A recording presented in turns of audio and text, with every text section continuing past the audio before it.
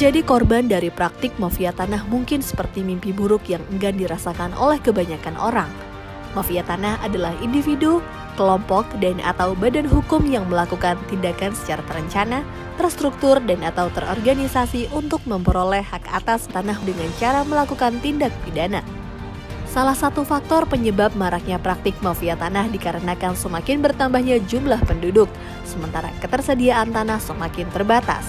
Kondisi inilah yang mendorong tanah memiliki nilai ekonomi yang relatif tinggi dan menjadi salah satu objek perebutan. Biasanya modus operasi yang dilakukan oleh mafia tanah menggunakan cara-cara yang terencana, rapi, dan sistematis seperti pemalsuan dokumen, pemberian keterangan palsu, kejahatan penggelapan, dan penipuan, menguasai tanah secara ilegal, merekayasa perkara di pengadilan, serta melakukan koalisi dengan oknum-oknum tertentu.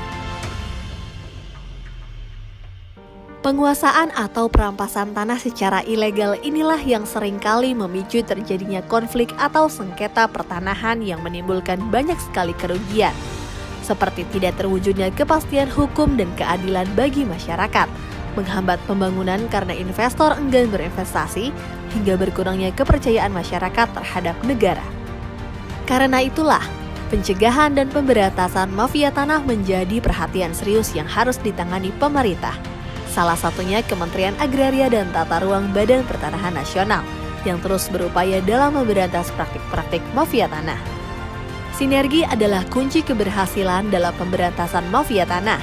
Kementerian ATR BPN pun membangun skema sinergi 4 pilar yang terdiri dari Kementerian ATR BPN, pemerintah daerah, aparat penegak hukum, dan badan peradilan.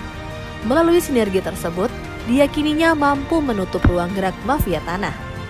Kementerian ATR BPN pun melakukan berbagai upaya untuk memerangi mafia tanah, salah satunya memperbaiki administrasi pertanahan, transformasi layanan pertanahan secara elektronik, dan mempercepat pelaksanaan pendaftaran tanah sistematis lengkap.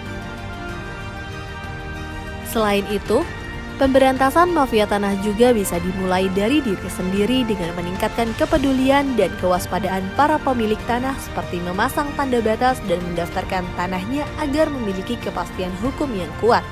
Dengan begitu, mafia tanah tidak dapat berkutik lagi. Apabila ada mafia tanah mengganggu, kita gebuk sama-sama.